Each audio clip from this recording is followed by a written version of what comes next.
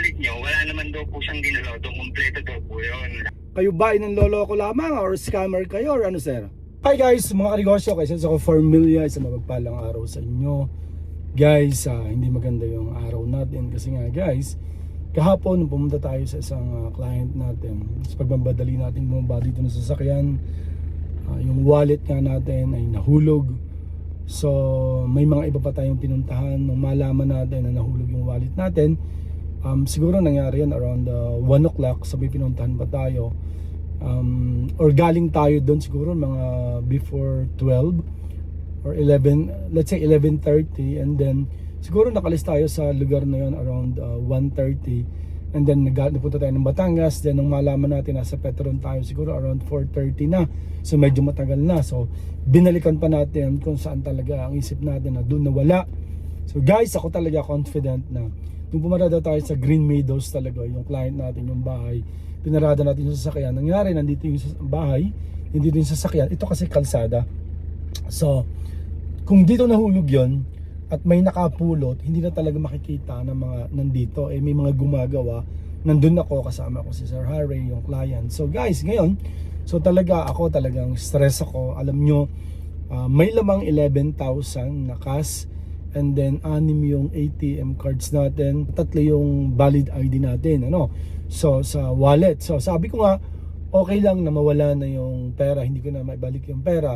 Ang mahalaga guys, yung mga IDs, kasi napakahirap, and then yung mga ATMs natin, yung credit card, paano ko may isa-isa yon. So guys, so umuwi ako, talagang lukot-lukot ako, bagsak na bagsak talaga ako, stress ako. So sabi ni Faye, papa, i-post na natin, so marami yung nag-share, more than 100 shares. So kung sino-sino, may mga iba na in-report nila sa San Jose, sa Kapitan, nangyari ito sa Green Meadows, sa Kalansayan, So yun namang client natin, tsaka yung guard, meron silang GC, senior nila doon. So guys, ganito. So marami nag-share, So guys, ngayong umaga at 9 AM, gumising si Faye. Sabi niya, papa, may nag-message, may nag-comment. Ang sabi niya, nalimot po ng pinsan ko yung wallet niyo, kaya lang nakabalik na po siya ng Quezon. So wag po kayo mag-alala, okay po yung wallet. So ang ginawa nga ni Faye, nag-comment, ni-replyan niya, then piniem. So ang haba ng convo. So guys, ngayon lumalabas na pinsan niya daw yung nakakita, So pinsan daw niya yung nakakita.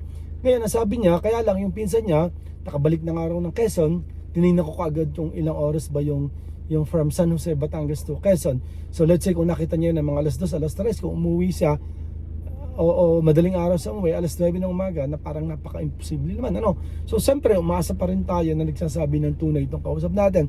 Then sabi niya, yung pinsan daw niya nagpunta sa kapatid niya kasi stroke patient, may mga convo pa nga sila na kunyari, paano yun, picture mo muna para ikaw nang bahalang kumausap doon sa balbakal na may-ari ng wallet. So ngayon, kachat ko, napakahaba na ng convo namin. Nasa Tagkawayan, Quezon daw siya. Nasabi raw sa kanya na kanyang pinsan, may bahay daw sa Don Luis itong tao na pinsan niya. Bumalik na raw ng Quezon kasi mag-aalaga raw ng anak. Wala. Ngayon, naiwan daw ang wallet ko sa Don Luis sa bahay. So nagtataka ako, paano iiwan niya yon? Ay may lamang pera, 11,000. So hindi na nga niya ibinalik Hindi na nga niya ako kinontak. Hindi niya pa ako, bakit niya iiwan yung pera na may cash, yung wallet na may cash sa bahay niya na walang tao. So ngayon, ito naman taong itong kausap kong ito. So sabi niya, sige, pupunta daw siya sa Batangas, sa Don Luis. Pupuntahan daw niya yung bahay. Nung una, sabi niya, September 27 para babalik yung pinsan niya sa bahay niya sa San Luis. Nasa Tagkawayan daw siya. Sabi ko, September 27, ano lang ngayon, August 9 lang, napakatagal pa. Sabi ko, sir, ako na po ang bahala sa inyo, kahit yung pera po na 11,000 huwag niyo nang ibalik. So ang sabi niya sa akin, hindi na nga po makakabalik. Ako po, pupunta po ako ng San Jose pag nag-ani at may pera po ako, wala naman po ako mahiraman. So sabi gano'n. So and then pabago-bago, medyo magulo yung ano niya. So to make the long story short, napakiusapan ko siya. So sabi ko, baka naman po pwede po kayong sir pumunta ng San Jose na kausapin niyo yung pinsan niyo na bubuksan niyo yung bahay para makuha yung wallet. Pero talaga nakakapagduda, So ngayon, sabi niya, may tinext siya, may nag-reply na yung bayaw niya nagpapasama daw siya kasi motor daw para daw sila ay may kahalangan, medyo malayo daw, mga 5 PM daw makakarating. Ngayon sinasabi niya may mga gamit din daw siya sa Don Luis, sa bahay ng kanyang pinsan. Binigay niya yung number niya, nagtawagan kami. So maayos kausap. Sabi ko, sir, ako nang bahala sa inyo, ako nang bahala magbigay. So nagpakiusapan ko siya, napupunta siya ng San Jose. Ang sabi niya, sa barangay hall daw kami magkikita. Talagang magaling talaga, no? Ngayon, yung bayaw niya, nagpakita siya ng picture. Nandito yung picture. Nagpakita siya ng picture na sila ay nasa gas station na. Sorry, hindi pala gas station. Sa vulcanizing, papahangin daw lamang. Ngayon, pinakita pa, meron siyang coins, meron siyang pinakita dito na coins na lang. So sabi niya, kala ko ba, ikaw ang bahala sa gastos namin. So sabi ko, sir, sige sir, papadala ako ng pang gas ninyo. So, pasend ako ng Gcash. Ngayon, yung tindahan daw guys, sinend sa akin. Sabi niya, wala raw Gcash dito. Yung daw cellphone na may Gcash ay nadala. So, PayMaya raw. So guys, naalala ko, ang sabi sa akin ni Miss Faye na marami ngayon ang na-scam sa PayMaya. Kasi ang PayMaya, kahit mali ang pangalan na ibigay sa iyo, number lang, magsesend pa rin magsesend pa rin siya, pero hindi mo malalaman kung sino talaga yung pangalan na pinagsendan mo. Pinipilit ko na kung maaari, sir, doon na kayo sa Gcash, baka may mahanapan kayo. Wala raw makitaan ng Gcash. Sabi ko, sa bayan na lang. Ang bayan daw malayo. So sabi ko, sir, doon na lamang sa gas station, pag pumunta ka ng gas station, ipultak mo yung motor, ibigay mo sa akin yung gas, yung Gcash number. Pero ang sabi niya, sir, kakahiya naman doon sa kasama ko na bayaw ko na siyempre pakakainin ko, merienda, and then papunta doon kaunting allowance. Ngayon, pagbalik daw naman, meron daw siyang envelope na may laman din naman pera, yun na yung budget nila pabalik. Pero sabi ko, sir, walang problema yon. Matutuloy po ba? Kasi kung hindi po, uwi na po kami ng bayo ko. Wait lang, sir. Sabi ko, wait lang po. Ingat na ingat po tayo. Napakarami ng scammer. Isa na itong kausap kong ito. Namumroblema ka na, stress ka na. And then may matatagpuan ka pa mga gantong tao. Noon po kasi umuwi kami dito galing dyan, halos naka 710 po kasi kami. So, magkano, sir? Ayan, talagang guys, isipin nyo, gawain nila siguro ito na sa Facebook na maghanap ng okay, may mga nawawalan, tawag daw ako, hindi naman sinasagot. Sir! Hello? Sir, magkano sir? Mga 1,000 sir? Ako lang bahala sa pauwi namin at kahit pa paano may konting pera naman ako sa envelope ko. May iniwan kayo sir na pera pa doon sa sir, sa envelope? Hindi, konti lang po yun. Magkano lang po yun.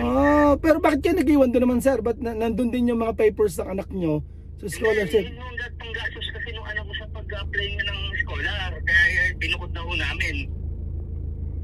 Mag-apply na scholar, pero ang anak nyo, nasaan po ngayon? Andito nga po sa Tagkawayan. Kanina ko pa ho sir sinasabi sa inyo. Hindi, ibig sabihin, paano napapunta po yung envelope nga po doon sa sa San Jose po? Nakituloy ho kami dyan sa bahay nung pinsan ko. Kasama nyo ang anak nyo, sir? Yung asawa ko lang ho. Yung anak ko andito na ho sa Tagkawayan nung oras na yun. Pero iniwan nyo nga po ang envelope doon. Iniwan nyo po. Opo, sige sir. Opo, Naiwan po. Naiwan. Okay. Sir, yung nabanggit ng inyong pinsan, di ka po may laman na 11,000 yung, sa totoo lang sir, 11,000 yung laman ng aking wallet. So, ibig sabihin, sabi ng inyong pinsan, iniwan nyo po yung wallet dun sa bahay niya po. As in talagang, Ulitin ko po sir. opo. Naiwan po niya sa Don Luis. Yung wallet niyo, wala naman daw po siyang ginalaw. Doon kompleto daw po yun. Lahat ng laman. Iniwan nyo po doon. Kanina pa kami sir, dito sa labasan kasi kung hindi matutuloy ho, baka umuwi na ho kami. Mahirap pong gabihin sa daan. Sige sir, pahintay po, mag-send po ako sir, sa ano. Okay na, okay na sir yung 1,000 sir, okay na po yan. Kasama na ho yung pangkain namin dyan, nahihiya lang ako rito sa bayo. Kasama pa rin yung sir ang bayaw niya, o ano, kayo na lamang? Hindi, ang nakapulot po, yung pinsang ko. Ang kasama ko po ngayon, yung bayo ko. Hindi, ibig sabihin, pag pumunta kayo ng Batangas, kasama pa rin niyo po yung bayaw. Kasama ko po. Hindi kanina, kasi sabi niyo, parang kayo na lang yung tutuloy Opo. Opo. Sige po, at hinihintay ko. Sige po, salamat po. Yung envelope daw, nandun yung mga requirements daw ng anak niya na tawag doon, sa pag-apply daw sa ng scholarship sa Tagkawayan. So tinanong ko kung saan papasok yung anak niya. Sa Tagkawayan daw. So paano nangyari na yung requirements ng kanyang anak, pumunta silang mag-asawa sa, nakituloy daw sila sa Don Luis, sa bahay ng pinsan niya na nakalimut ang wallet ko, na naiwan daw yung envelope, na yung envelope may laman pa raw pera.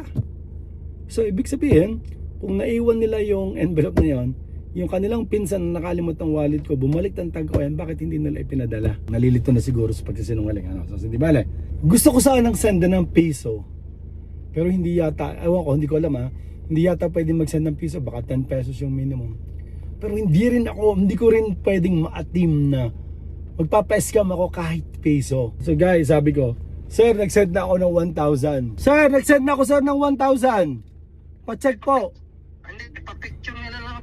Uwi na ako. Sir, paano? Nag-send sir, yung pinsan ko, sandali lamang, yasin ko sa inyo.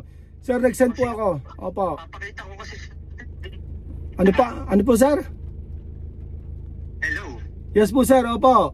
Papakita ko sa tindahan kasi yun eh. Sige sir, opo, pumunta na kayo dun sir. Bumalik na kayo dun sir. Sige. Ngunguto. Guys, nag-start kami na mag-chat. Anong oras na? Siguro nag-start kami mag-chat 10 a.m. Ngayon ay 11:57 na. Gcash na lang. Ayaw niyang bumaya. Gusto niya pay Maya. So sabi niya, buksan lang daw po Gcash, hanapin daw po transfer, tapos hanapin po local, tapos hanapin daw po Maya, Philippines, ganyan daw po magpasa pag Gcash to pay Maya. So pag naka-encounter kayo ng ganito, doble ingat. So guys, napakahirap na ng buhay. Ako na nawala na nga, down na stress ako. Then may mga encounter pa ako ng mga scammer na katulad nito. Sigurado, hindi ko rin alam, siguro hindi rin tunay na pangalan nito. Try nating tawagan uli. So guys, yun lang, nag-share lang ako for awareness. So sabi ko, nag-send tayo ng 1,000, ngunguto yan. So sir, tawagan natin uli. Okay lang, kung hindi ko makuha yung wallet ko, kung hindi ko makuha ko yung pera ko, okay na. Tanggap ko na wala na itong aking wallet, pero sana kung sakasakali naman na may mapabalik. Pero sa oras na ito, ang problema kasi nga may lamang 11,000. So sabi nga, kung mas magaling pa na nung mawala ang wallet ko, walang laman, hindi pag-iinteresan. Siyempre, bakit mo pag-iinteresan? Wallet lang, may mga ATM naman, credit card, hindi mo rin naman magagamit yun basta-basta. Kasi nga, una-una, pag ginamit mo yung credit card ko, may video yan, makukuha na ka ng video, yung transaction, huling-huli ka. Ang ATM naman, of course, meron, hindi naman yung code naman nun. Siyempre, for awareness, So ako, napapatawa na lang ako sa nangyayari. Nawalan ka na nga, ganito pa yung mga So ingat po tayo God bless po. At least, sir, nakita nyo na po? Sir, tanong lamang sir, honest na tanong, kayo ba ay nanloloko lamang or scammer kayo or sir? Maghanap buhay tayo ng ayos, hindi tayo nang i-scam. Tingnan nyo, pinatay na. Alam na scammer talaga. Na-prank ko ang scammer. Nakakala niya nag-send ako ng 1,000, hindi naman. So yun lang mga kanegosyo, kasi sa pamilya, ako yung stress, papahinga muna ako. So ingat po tayo. Yan, scammer, tingnan nyo. Scammer talaga, hindi pa pala patay. God bless po, ingat po tayo. Ito po ay sineshare ko para po sa inyong pag-iingat. God bless po, bye bye po.